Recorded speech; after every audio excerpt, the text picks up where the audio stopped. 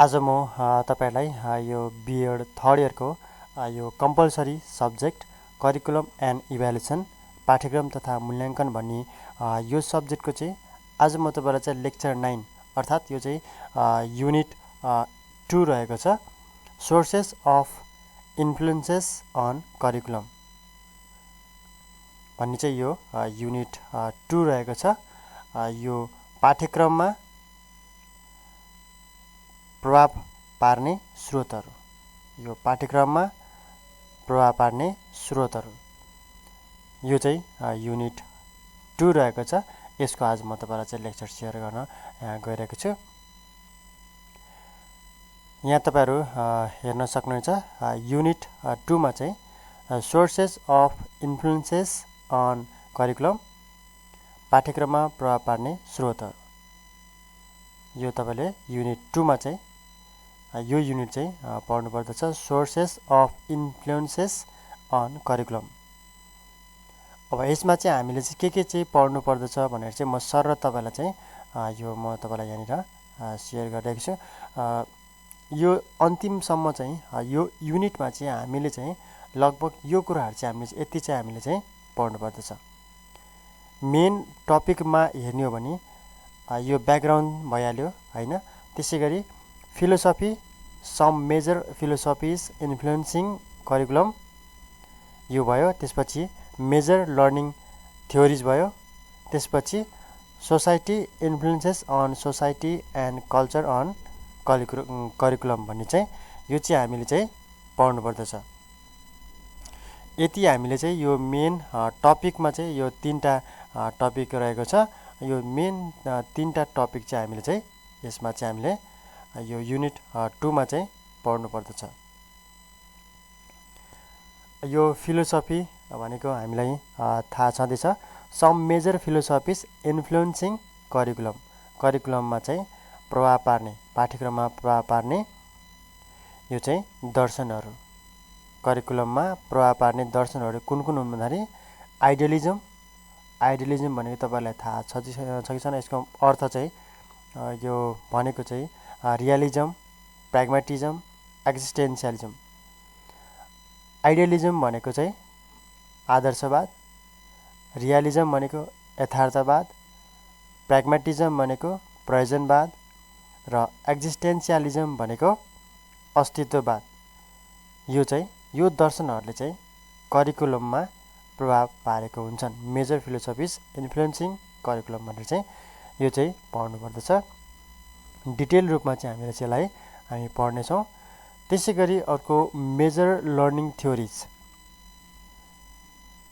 मुख्य सिकाइ सिद्धान्तहरु सिकाइका मुख्य सिद्धान्तहरु चाहिँ behaviourism cognitive learning theories constructive learning theories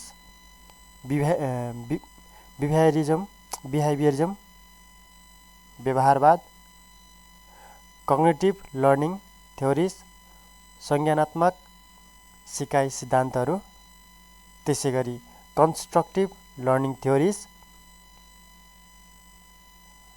संरचनात्मक सिकाइ सिद्धान्तहरु भने त्यसैगरी सोसाइटी समाज influences of society and culture on curriculum यो करिकुलममा प्रभाव पार्ने समाज र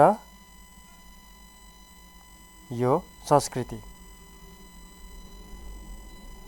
यो चाहिँ यो सोसाइटी र कल्चरले पनि यो करिकुलममा चाहिँ इन्फ्लुएन्स गर्छ प्रभाव पार्छ भनेर चाहिँ यो चाहिँ रहेको छ मेन टपिकै हाम्रो चाहिँ के रहेको छ भने sources of influences on curriculum पाठ्यक्रममा प्रभाव पार्ने स्रोतहरु के हुन् त हैन पाठ्यक्रममा प्रभाव पार्ने तत्त्वहरु हैन तत्त्वहरु भन्दा पनि यसलाई हुन्छ पाठ्यक्रममा प्रभाव पार्ने चाहिँ के कुराहरुले चाहिँ यो पाठ्यक्रममा करिकुलममा चाहिँ प्रभाव पार्दछ हैन प्रत्यक्ष रूपमा के कुराहरुले चाहिँ प्रभाव पार्दछ एउटा दर्शनले चाहिँ प्रभाव पार्दछ त्यसैगरी लर्निङ थ्योरीजहरुले सिकाएका सिद्धान्तहरुले त्यसैगरी समाजले यो तीनटाले चाहिँ यो पाठ्यक्रममा चाहिँ प्रभाव पार्दो रहेछ, करिकुलममा चाहिँ प्रभाव पार्दो रहेछ। यो तीनटा चाहिँ तपाईँले चाहिँ याद गर्नुहोला। आज तपाईँले चाहिँ यो कुराहरू मैले सेयर गर्दै गर्दाखेरि तपाईँलाई चाहिँ यसको बारेमा तपाईँलाई चाहिँ भन्दै गर्दाखेरि तपाईँहरूले चाहिँ यो तीनटा अथवा यो पोइन्टहरू तपाईँले चाहिँ पहिला सुरुमा चाहिँ याद गर्नु होला। युनिट 2 मा चाहिँ हामी चाहिँ तीनटा टपिकहरू चाहिँ हामी चाहिँ पढ्दैछौँ। होल च्याप्टर चाहिँ यो युनिट 2 को होल च्याप्टर चाहिँ हामी चाहिँ फिलोसफी, मेजर लर्निङ थ्योरिज र सोसाइटी, यो तीनटा चाहिँ हामी चाहिँ पढ्दैछौँ र यो कुराहरू चाहिँ हामी चाहिँ मेन पढ्दछौँ। अब आइडियलिजमभित्र पनि धेरै कुराहरू यसमा पर्दछ। यो कुरा आइडियलिजम हामीले अघिल्लो वर्षहरूमा, अघिल्लो इयरहरूमा हैन हामीले चाहिँ पढिसकेका छौँ। आइडियलिजम, रियलिजम, प्र्याग्मेटिजम, यसको सबै हामीले चाहिँ पढिसकेका छौँ। त्यो तपाईँले चाहिँ याद गर्नुभएको भएन। हामीले धेरै कुराहरू चाहिँ पढिसकेका छौँ, तर त्यसको प्रभाव चाहिँ यो पाठ्यक्रममा पर्दछ भन्ने चाहिँ यो अर्को चाहिँ पोइन्ट अफ भ्यू रहेको छ। हामीले यो कुराहरू चाहिँ हामीले पढ्दछौँ।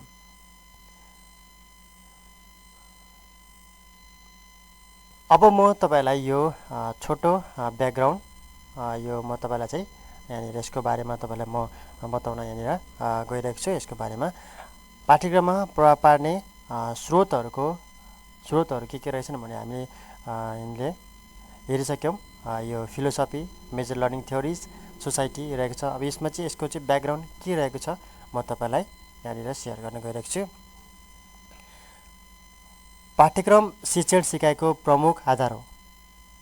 यसले नै विद्यालयमा सञ्चालन हुने सम्पूर्ण शिक्षण सिकाइलाई मार्गदर्शन, व्यवस्थापन र नियन्त्रण गर्दछ। यसलाई एक भविष्यको योजना पनि भनिन्छ, किनभने पाठ्यक्रम जहिले पनि एक दीर्घकालीन लक्ष्य अनुसार सञ्चालन गरिन्छ। पाठ्यक्रम सिकाइको एक यस्तो योजना हो जसको प्रमुख लक्ष्य समाजमा भावी पुस्तामा एक निश्चित ढाँचाको व्यवहार परिवर्तन ल्याउनु हो। यसले विद्यार्थीलाई निश्चित सांस्कृतिक मूल्य मान्यता हस्तान्तरण गर्ने लक्ष्यका साथै उनीहरूका सामाजिकीकरणको लक्ष्य समेत लिएको हुन्छ। यसले विद्यार्थीमा आवश्यकता अनुसारको ज्ञानको विकास गर्ने लक्ष्यका साथै उनीहरूमा समाजको एक जिम्मेवार सदस्यको रूपमा रूपान्तरण गर्ने लक्ष्य समेत बोकेको हुन्छ। यसर्थ भविष्यमा पुरा हुने गरी विकास गरिने पाठ्यक्रमको निर्माणको जिम्मेवारी शिक्षाविद, योजनाकार आदिलाई सुम्पिए पनि उनीहरूले पाठ्यक्रम निर्माण गर्दा विविध पक्षहरूमा तथा विविध आवश्यकताहरूलाई मध्यनजर राखेर निर्माण गर्नुपर्दछ। यिनै विविध पक्षका आवश्यकताहरूलाई समेटेर मात्र पाठ्यक्रम निर्माण गरिन्छ। यी पक्षहरूलाई पाठ्यक्रम निर्माणका आधार, पाठ्यक्रममा प्रभाव पार्ने तत्त्वहरू अथवा पाठ्यक्रम परिवर्तनलाई प्रभावित पार्ने तत्त्वहरू आदि नामले सम्बोधन गरिन्छ। यिनै विविध पक्षका आवश्यकताहरूलाई समेटेर मात्र पाठ्यक्रम निर्माण गर्नुपर्दछ र यी पक्षहरूलाई पाठ्यक्रम निर्माणको आधार, पाठ्यक्रममा प्रभाव पार्ने तत्त्वहरू अथवा पाठ्यक्रम परिवर्तनलाई प्रभावित पार्ने तत्त्वहरू आदि नामले सम्बोधन गरिन्छ। यो रूपले चाहिँ हामीले चिन्न सक्छौँ। यहाँनिर रहेको छ राल्फ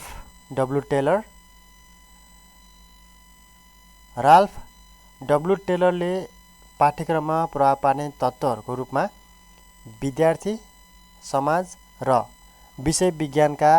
विषयविज्ञका आवश्यकता, दर्शन र मनोविज्ञान गरी जम्मा 5 वटा तत्त्व उल्लेख गरेका छन्। यो तपाईँले चाहिँ फेरि ध्यान दिएर सुन्नु। 5 वटा तत्त्वहरू चाहिँ विद्यार्थी, 1, 2 मा समाज, 3 मा विषयविज्ञका आवश्यकता, 3 नम्बरमा, 4 नम्बरमा दर्शन र 5 नम्बरमा मनोविज्ञान। यो चाहिँ 5 वटा तत्त्वहरू हुन् जसले पाठ्यक्रममा प्रभाव पार्ने तत्त्वहरू।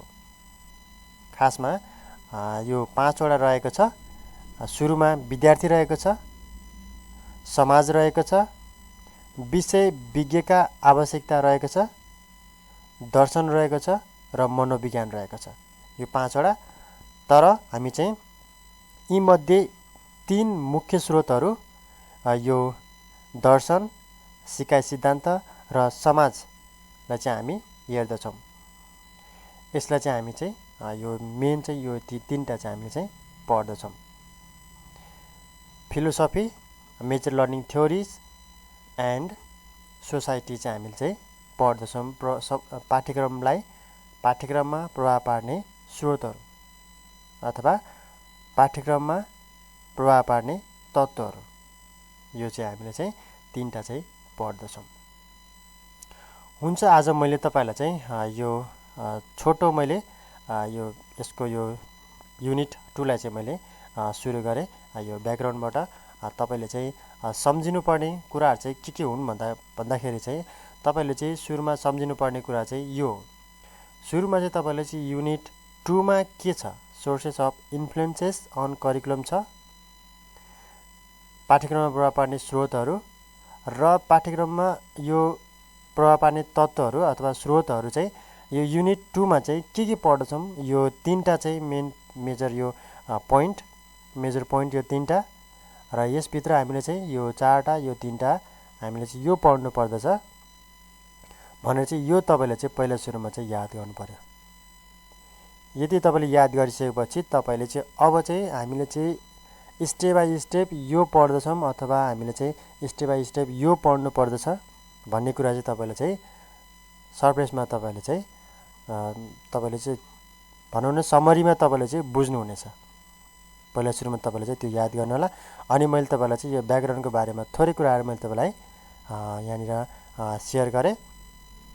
हुन्छ, आजलाई यति नै। आउने समयमा यो भिडियोलाई अथवा यो युनिटलाई म तपाईँलाई तपाईँको निम्ति कन्टिन्यू म यसलाई गर्नेछु। सकेसम्म म तपाईँलाई चाहिँ बुझाउने कोसिस गर्नेछु। तबसम्म चाहिँ आजलाई यति नै। तबसम्म चाहिँ तपाईँले मेरो भिडियोलाई चाहिँ लाइक गरिदिनु होला, सेयर गरिदिनु होला र मेरो च्यानललाई तपाईँले सब्सक्राइब गर्नुभएको छैन भने सब्सक्राइब पनि गरिदिनु होला।